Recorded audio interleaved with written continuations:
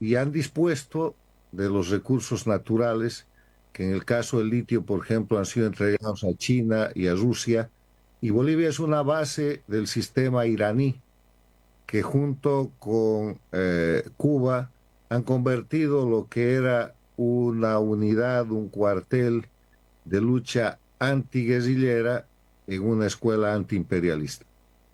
En ese marco de referencia, en Bolivia no hay ningún elemento esencial de la democracia. No hay Estado de Derecho, no hay separación e independencia de los poderes públicos, hay plena impunidad, y Evo Morales es el mejor ejemplo.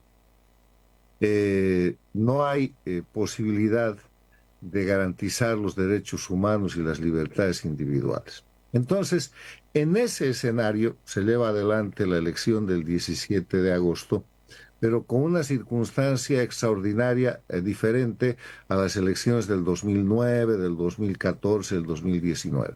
Y esa circunstancia es que el grupo de la dictadura se divide y hace que el sistema dictatorial en Bolivia implosione y que le sea imposible operar el sistema de fraude con el que había manejado las anteriores elecciones, incluida la del 2019, que llevó a Evo Morales a una renuncia, a fugar del país con ayuda del gobierno mexicano, un avión de México, ir a Cuba, volver a la Argentina y después presentar a Luis Arce como candidato y hacer el fraude del 2020.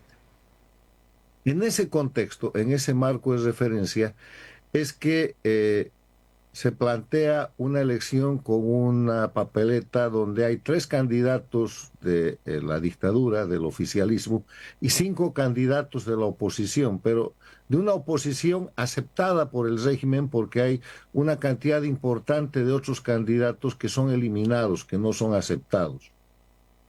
Y en ese contexto, lo que acontece es que, gran sorpresa, por la implosión de la dictadura no funciona el sistema de fraude, porque entre ellos mismos se hubieran denunciado, y aparece una votación con el 33% más o menos que respalda al candidato Rodrigo Paz, y en segundo lugar Jorge Quiroga.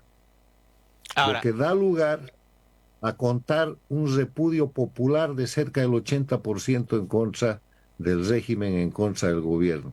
Y eso es un hecho extraordinario, porque por primera vez en más de 2 décadas, desde la elección del 2002, el pueblo boliviano ha podido votar con libertad. doctor, hemos llegado a eso que usted ha sintetizado prácticamente, donde la, los tres eh, contendientes de eran fracciones del movimiento al socialismo no están en esta segunda vuelta, ninguno de los tres. De hecho, el Parlamento simplemente se tiene a un diputado. Esto ya hace decir para muchos de que el movimiento al socialismo, el MAS y PSP, la izquierda socialista del siglo XXI, que Evo Morales está muerto. Pregunta, ¿está muerto? ¿Está debilitado? ¿Está moribundo? ¿Puede reencarnarse? Ahí hay una lectura incompleta, porque Evo Morales no es sino el peón, el títere, el operador efectivo del sistema transnacional que maneja Cuba y Venezuela. Evo Morales nunca hubiera llegado a la presidencia, nunca hubiera producido el derrocamiento del 2003, nunca hubiera avanzado en la dinámica de mantenerse casi indefinidamente en el poder, si no hubiera sido porque ese es un proyecto transnacional. En Bolivia está pasando lo que ya ha pasado en Venezuela, lo que ha pasado en el Ecuador con Correa, lo que pasa en Nicaragua con Ortega. Bolivia es una dictadura satélite de Cuba y Venezuela, nos cueste o no nos cueste, nos guste o no nos guste aceptar. Bolivia es un país intervenido. Y Evo Morales ha sido el operador de esa alta traición con un conjunto de gente entre cuyos registros en los últimos años está Luis Arce, el dictador en ejercicio. Y la confrontación interna ha quebrado esa estructura transnacional, que es una estructura de crimen organizado, no de política. Le quiero recordar que el movimiento al socialismo es la organización de los productores de coca y de cocaína de Bolivia, de las federaciones de cocaleros de coca ilegal, que se compran la sigla de un partido político y que se convierten en el partido más importante del país. Todo eso hoy día ha hecho crisis, pero hay un sistema transnacional que lo sostiene. Entonces, el triunfo del 17 de agosto, que es el triunfo del pueblo boliviano por su repudio al sistema transnacional que controla Bolivia desde el año 2006 y que quebró la democracia el año 2003, muestra una luz al final del túnel, pero es una luz al final del túnel en la que hay que tener mucho cuidado. Aquí tenemos una segunda vuelta en la cual los dos candidatos que van a la segunda vuelta tienen que entender que el mandato del 17 de agosto es el de cambiar el sistema, no solamente cambiar el gobierno.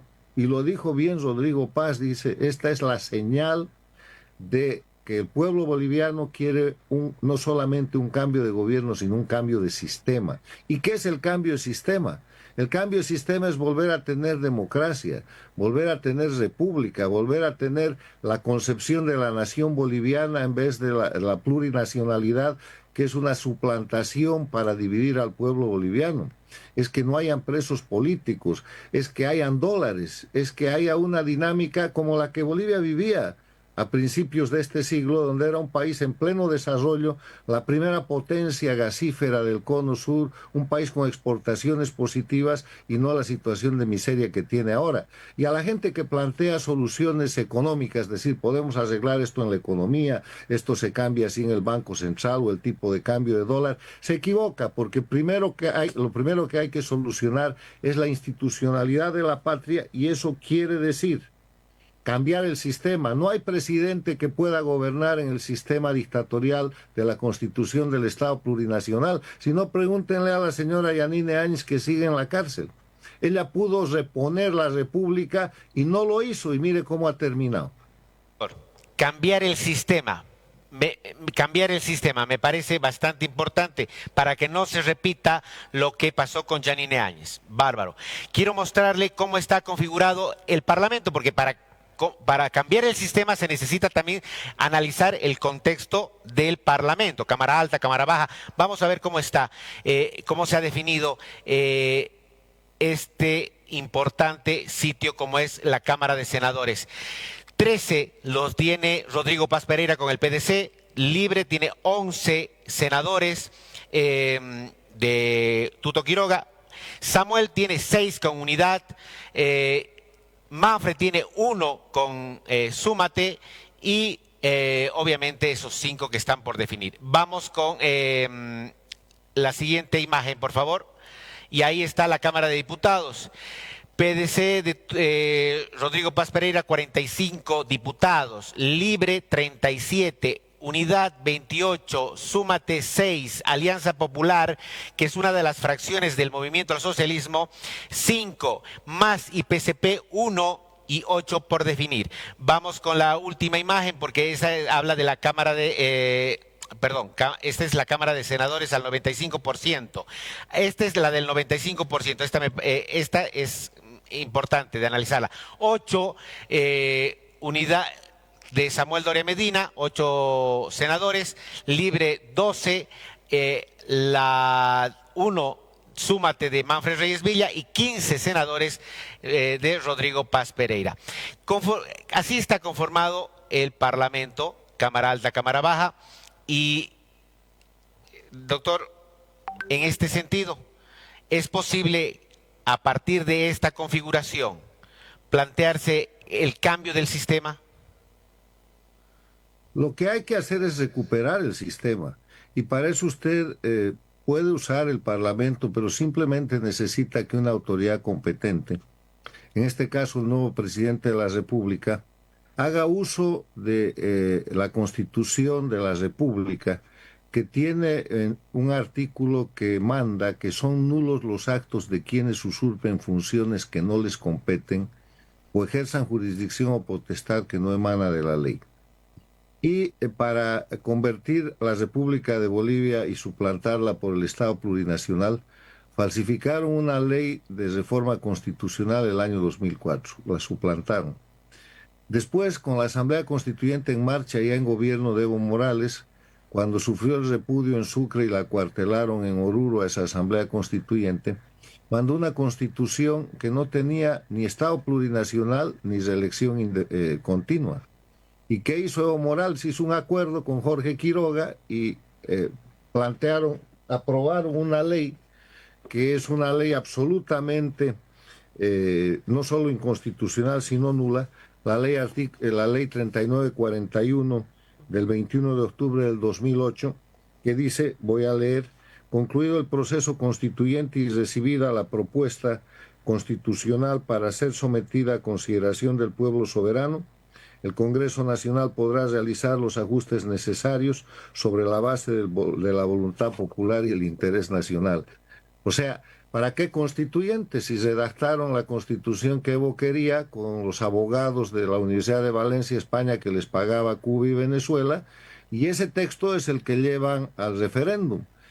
No sin pasar antes por la masacre del Porvenir, la masacre de Cochabamba, las dos masacres del Hotel Las Américas. O sea, la constitución del Estado plurinacional es una imposición por la fuerza.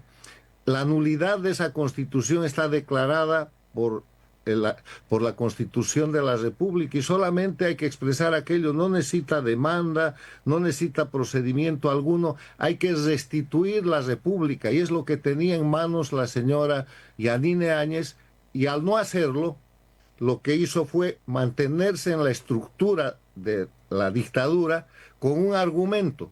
No podía ser candidata a la presidencia si es que se volvía a la Constitución de la República, porque la Constitución de la República prohíbe que el presidente en funciones sea candidato. Entonces, es un proceso muy sencillo y ahora, mirando los cuadros que usted presenta de senadores y diputados, en caso, por ejemplo, de que sea electo Rodrigo Paz, tiene el control absoluto de la Cámara de Senadores y Diputados por su alianza ya proclamada del apoyo de Samuel Doria Medina. Usted suma los votos de Paz con los votos de Doria Medina y tiene una mayoría absoluta. Entonces, no se trata además de discutir el mecanismo, se trata de discutir el mandato del pueblo boliviano. No hay manera de que un presidente, ya sea Rodrigo Paz o sea Jorge Quiroga, el que sea electo en la segunda vuelta, gobierne bajo el sistema de una llamada Constitución del Estado Plurinacional, que está hecha para delinquir, que está hecha para violar los derechos humanos, que está hecha para que no haya libertad y para que no haya control al poder. Ese es el tema. Clarísimo, entonces que el cambio del sistema no pasa por un tema burocrático, más al contrario, es simplemente restitución, simple. Ahora, nos enfoquemos en esta segunda vuelta. En la segunda vuelta lo tenemos a Rodrigo Paz Pereira disputándose solamente con Tuto Quiroga. ¿Cuál es su pronóstico? ¿Cuál cree que realmente ha mostrado en sus propuestas la solución a esta crisis que vive Bolivia? No solamente económica, sino política y social. Yo creo que hay que escuchar la propuesta que hagan ahora, porque el mandato del 17 de agosto, de nuevo, es un mandato para cambiar el sistema, no solo para cambiar el gobierno. Los 5 candidatos de oposición han sido opositores funcionales, unos más que otros. ¿Qué quiere decir eso? Que han participado y han estado acomodados con el sistema dictatorial. Pero ahora llega el momento en que se pueden redimir. Y hay que escuchar tanto las propuestas de Rodrigo Paz como las de Jorge Quiroga, en el sentido de qué van a hacer para desarticular la intervención transnacional que sufre Bolivia. ¿Qué van a hacer para devolverle al pueblo la libertad, que quiere decir libertad política y libertad económica, sin presos políticos y con dólares? ¿Qué van a hacer para cesar el narcoestado que ha montado Evo Morales y que suministra droga en el marco de lo que es la gran organización transnacional, al cartel de los soles que gobierna Venezuela y ha reconocido internacionalmente así, y a la dictadura de Cuba. ¿Qué van a hacer para terminar la intervención transnacional que ha tomado los recursos naturales de Bolivia, perpetrada por instrucción cubana a través de China, a través de Rusia y con la presencia militar de Irán? ¿Qué van a hacer para recuperar la soberanía nacional, que tiene que ver con todo un proceso de volver a la democracia, de volver a la república, pero sin impunidad? O sea, este no es un tema en el cual Evo Morales puede seguir controlando un territorio en el trópico de Cochabamba con influencia en espacios geográficos de Santa Cruz y del Beni, y estar al margen de la ley y hacer de eso una republiqueta dentro del narcoestado. Aquí se han cometido crímenes de asesinato, de masacres, de persecución, de violaciones constitucionales, de violación de la libertad de prensa, de corrupción extrema, de traición a la patria, de entreguismo. Han perdido el mar. Todo eso tiene que ser objeto de una responsabilidad. O sea, ¿cuál es la propuesta para esta segunda vuelta? Que tiene que ser una propuesta totalmente novedosa, porque la dictadura está derrotada en su participación del sistema electoral. Vamos a tener una segunda vuelta en un escenario más democrático que en la primera vuelta. La dictadura electoralista está acotada. Entonces ahora hay que escuchar las propuestas de dos candidatos en libertad que respondan a todo esto que el país necesita saber. ¿Cómo van a hacer para que la pobreza no siga avanzando hacia la miseria en el modelo cubano? ¿Cómo van a hacer para que la canasta familiar no siga subiendo? Y eso no es una receta economicista. Esa es una receta en la cual primero hay que devolverle al país las instituciones, la república, y a partir de eso recuperar una confianza que ha de volver a traer a Bolivia ayuda económica que necesitamos, crédito que no vamos a tener de otra manera porque el país está sobreendeudado. Una de las cosas importantes, por ejemplo, ¿quién sabe cuál es de verdad la deuda externa de Bolivia? Yo sostengo que la deuda externa de Bolivia supera el Producto Interno Bruto. Y además, ¿cuál es la deuda interna de Bolivia? Donde está todo el conjunto de fondos que han malversado de los recursos de las jubilaciones y de la seguridad social, tanto de los jubilados como de los trabajadores activos. El propio Evo Morales ha confesado que ha hecho el funicular ese de La Paz, el Alto, con dineros que son de los fondos de pensiones, y que ahora ha creado la famosa esta empresa administradora de fondos estatal, y con ese dinero están pagando sueldos. La gestora. La situación es gravísima, pero eso no se resuelve con una medida económica. Tienen que reinstitucionalizar el Estado como república. ¿Quién de los dos lo va a hacer? ¿Lo va a hacer Paz o lo va a hacer Quirón? Hasta aquí está claro que se debe volver a generar un gran miramiento a las propuestas. Sin embargo, en la segunda vuelta se está dando otro fenómeno, un fenómeno ya no tanto de hablar de propuestas, sino más bien de quién acusa más a quién tiene más pasado político que quién, en primera instancia. Y en segundo, usted hablaba de impunidad, y hay quienes hablan incluso de amnistía. Para cerrar estos dos conceptos, doctor Sánchez Berzaín, impunidad, amnistía y por supuesto lo que conlleva una segunda vuelta, ¿volver a reencauzar las propuestas o de una sola vez evitar esta guerra que se está dando entre uno y otro, quién acusa más al otro? Mal síntoma el de la guerra sucia, porque eso supone una renuncia a hablar de lo que hay que hablar en serio. Hay que hablar de presos políticos, hay que hablar de narcoestado, hay que hablar de la realidad de la deuda externa, hay que hablar de corrupción. Y para eso hay que hablar de la intervención de que es víctima Bolivia.